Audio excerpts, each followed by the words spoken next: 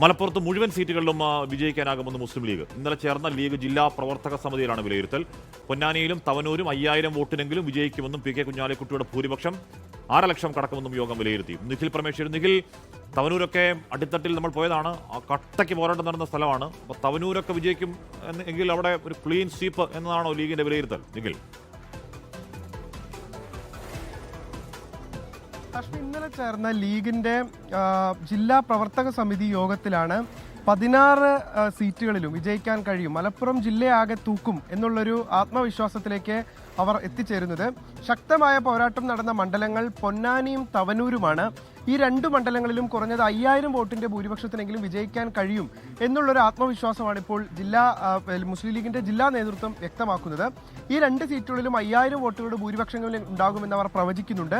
ഒരുപക്ഷെ UDF തരംഗം ആഞ്ഞടിക്കുകയാണെങ്കിൽ അത് അതിനു മുകളിലേക്ക് ഉയരാനുള്ള സാധ്യതയുമുണ്ട് എന്നവർ മനസ്സിലാക്കുന്നു.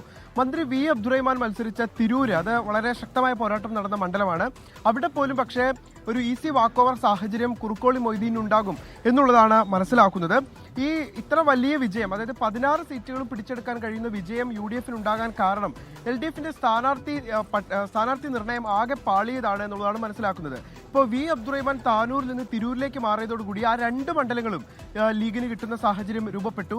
അങ്ങനെ പലയിടങ്ങളിലെയും സ്ഥാനാർത്ഥി നിർണയം പാടെ പാളി എന്നുള്ളതാണ് ഒരു പൊതു വിലയിരുത്തൽ. അപ്പോൾ മങ്കടയിലാണെങ്കിലും ലീഗ് വിമതനാണ് അവിടെ LDF പിന്തുണയോടുകൂടി മത്സരിക്കുന്നത്. അപ്പോൾ പൂർണ്ണമായി ലീഗ് വോട്ടുകൾ തങ്ങളുടെ സ്ഥാനാർത്ഥിയിലേക്ക് എത്തിച്ചേരുന്ന തരത്തിലേക്ക് കാര്യങ്ങൾ മാറ്റി. അങ്ങനെയുള്ള ഒരു പൊതു വിലയിരുത്തലാണ് നിലവിലുണ്ടായിട്ടുള്ളത്. പി കെ കുഞ്ഞാലിക്കുട്ടി മണ്ഡലം മാറി മലപ്പുറത്ത് മത്സരിക്കുന്ന പി കെ കുഞ്ഞാലിക്കുട്ടി 1.5 ലക്ഷം വോട്ടുകളുടെ ഭൂരിപക്ഷത്തിനെങ്കിലും വിജയിക്കും എന്നുള്ളതാണ് ബൂത്ത് കണക്കുകൾ വ്യക്തമാക്കുന്നത്.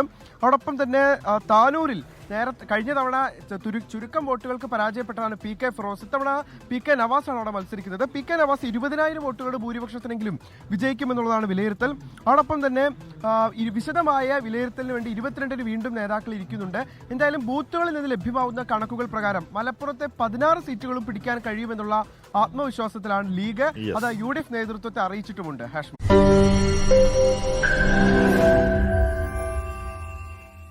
ലോകത്തെവിടെയായാലും ഏത് സമയത്തും 24 വാർത്തകളും ഓഗ്മെന്റഡ് റിയാലിറ്റി പാക്കേജുകളും എക്സ്പ്ലെയിനറുകളും വിശദമായി കാണാൻ ഞങ്ങളുടെ YouTube ചാനൽ നിങ്ങൾക്ക് സബ്സ്ക്രൈബ് ചെയ്യാം.